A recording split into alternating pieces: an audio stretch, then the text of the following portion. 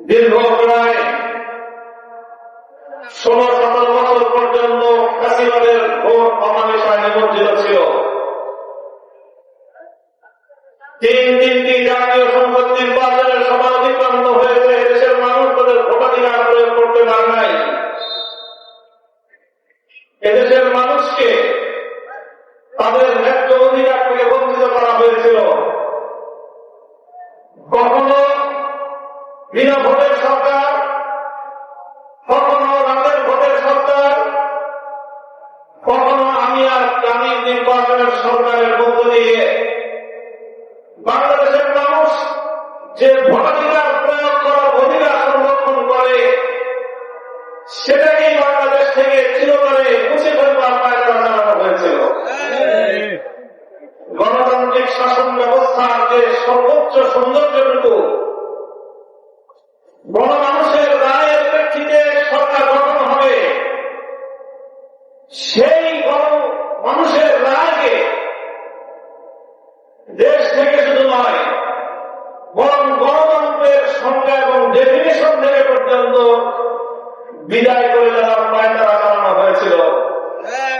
ফ্যাসিবাদী আমলে নতুন এক গণতন্ত্রের সংজ্ঞা দেশের মানুষ শুনেছে, সেটা হল উন্নয়নের গণতন্ত্র। দেশের মানুষের ইচ্ছা অভিপ্রায়কে বুলেটের মাধ্যমে দমিয়ে দেওয়ার চেষ্টা করা হয়েছে। দেশের মানুষের ন্যূনতম বাক স্বাধীনতা পর্যন্ত ছিল না।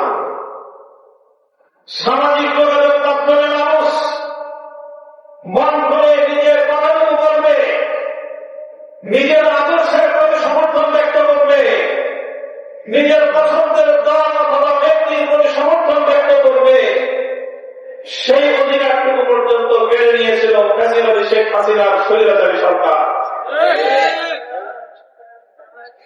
সেই অন্ধকার যুগ থেকে বাংলাদেশ মুক্তি পেয়েছে ৩৬শে জুলাই ২০২৪ ঐতিহাসিক গণঅভ্যুত্থানের মধ্য দিয়ে।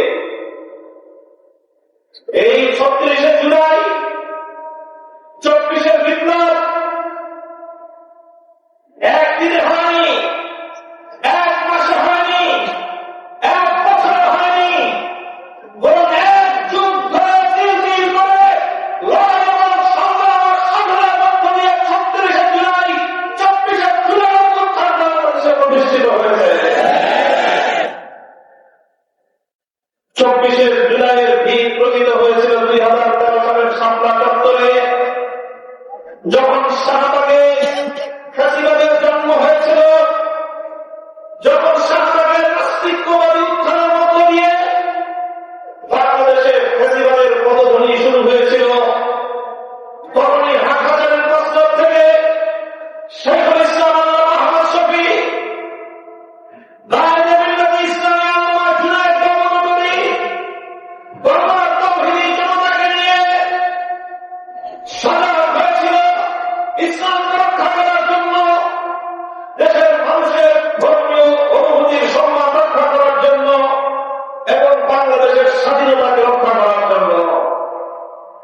আমরা জানি ২০১৩ সালের শাহবাগের নাস্তিক্য মঞ্চ থেকে বাংলাদেশের স্বাধীনতার পতাকাকে অবমূল্যায়ন করা হয়েছিল, অমর্যাদা করা হয়েছিল। বাংলাদেশে প্যারালাল দুটি সরকার প্রতিষ্ঠা করা হয়েছিল। শেখ হাসিনা সরকারের পাশাপাশি ইমরান এই সরকারের নির্দেশনায় বাংলাদেশের সচিবালয় থেকে সংসদ ভবন পর্যন্ত তারা তার গোলামি করত। বাংলাদেশের লক্ষ মানুষের রক্তে রঞ্জিত লাল সবুজের পতাকাকে অর্থনীত করা হতো ইমরান এই সরকারের নির্দেশনায়।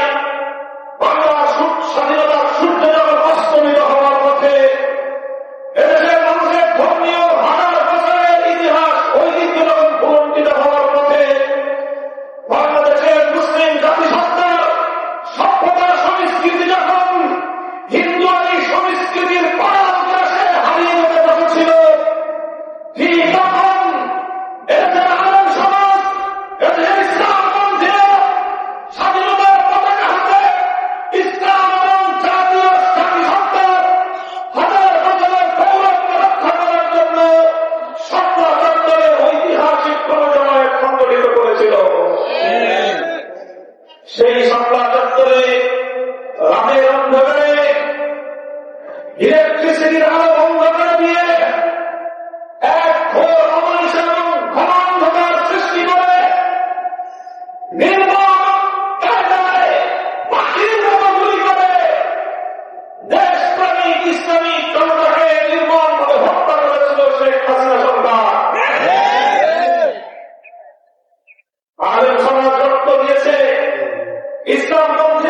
দিয়েছে স্বাধীনতা রক্ষা করার জন্য, দেশের গৌরব মর্যাদা রক্ষা করার জন্য, জাতির ঐতিহ্য কৃষ্টি কালচারকে হেফাজত করার জন্য রক্তের সাগর পাড়ি দিয়ে তারা এই দেশে বিপ্লবের একটি পাটাতন তৈরি করেছিল।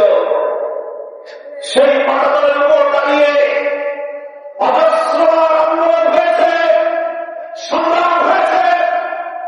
2021 সালে বাংলাদেশের স্বাধীনতা, মানুষের অধিকার, জনগণের অধিকার, মানুষের ভোটের অধিকার,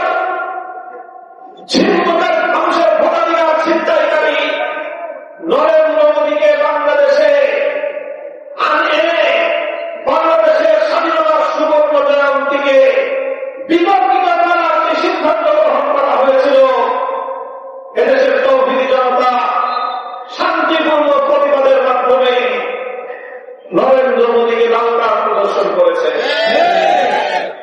শেখ হাসিনা